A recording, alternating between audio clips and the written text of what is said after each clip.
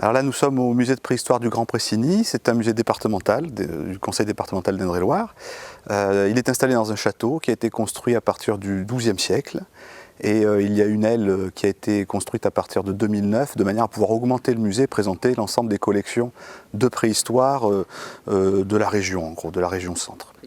Alors c'est un musée qui est quasiment un musée de site, puisque nous sommes sur un secteur riche en dalles de silex qui se sont produites dans une mer qui était installée ici il y a 88 millions d'années. Et le silex donc s'est formé dans ce fond marin. Et puis avec le temps, la mer a reflué et à partir de à peu près 400 000 ans, on a des implantations humaines qui arrivent ici et qui bénéficient de ces blocs de silex. Les hommes préhistoriques vont les tailler pour en faire des armes et des outils. Donc ça a commencé il y a 400 000 ans, ça s'amplifie jusqu'à à peu près 2500 avant notre ère, où les hommes préhistoriques se spécialisent dans la production de très longues lames, qu'on appelle des poignards du Grand Pressigny, qu'ils produisent dans ces grandes dalles de silex du Grand Pressigny justement. Et cette production va avoir beaucoup de succès à la fin de la préhistoire, au néolithique. Elles vont être exportées jusqu'à à peu près 900 km d'ici à vol d'oiseau. Donc ça fait un petit peu... Ici on est dans un site emblématique de la fin de la préhistoire grâce à la production de ces longues lames en silex. Alors comme tout musée de préhistoire ou d'histoire naturelle, on présente des collections, c'est-à-dire des objets.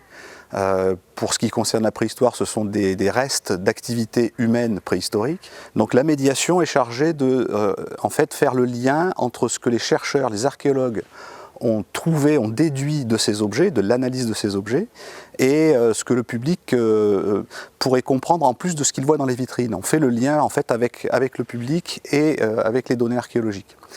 Donc faire des démonstrations par exemple sur le feu, comme celle que je vais faire tout à l'heure, ça permet aux gens de réaliser que ce qu'ils voient dans les vitrines, c'était qu'une toute petite partie du savoir-faire des hommes préhistoriques. Donc on ajoute quelque chose à la connaissance et on rend aussi un petit peu les collections vivantes pour le public grâce à ces animations.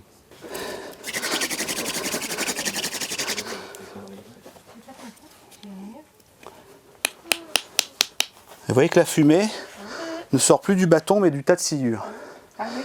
Ça veut dire que là j'ai atteint les plus de 250 degrés et si je souffle,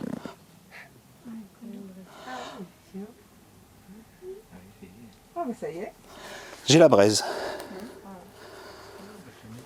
Alors, donc en fait quand il ne fait pas trop chaud et qu'on n'est pas trop essoufflé, on arrive à faire du feu en moins d'une minute.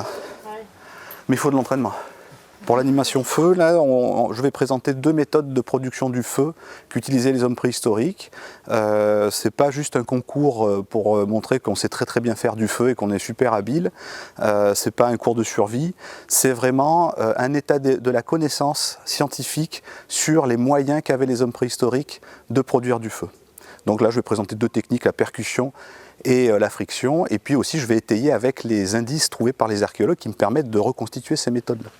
J'ai deux solutions, soit je continue à souffler mais je risque d'avaler la fumée en reprenant ma respiration. Autre solution, c'est d'agiter la paille comme ça pour faire entrer l'air de tous les côtés. Alors il y a un avantage à ça, c'est que ça l'oxygène bien mieux. Autre avantage, ça me permet de vous expliquer que cette méthode-là, elle est utilisée depuis au moins 15 000 ans en Belgique, puisqu'on a retrouvé des marcassites et des pyrites frappés à coups de silex comme ça, qui montrent qu'ils ont fait des étincelles avec. Vous entendez que ça commence à craquer, ça crépite en fait. Attention, pas de brûler. Merci. Oh là, ça commence à capter. Viens ici.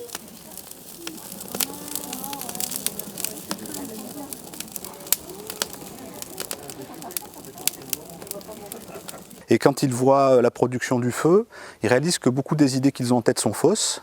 Donc il y a une grosse surprise en fait de leur part et ça leur permet, une fois passé cette surprise, de comprendre que ce qu'il y a à voir dans le musée, c'est peut-être plus complexe que ce qu'ils avaient en tête en arrivant.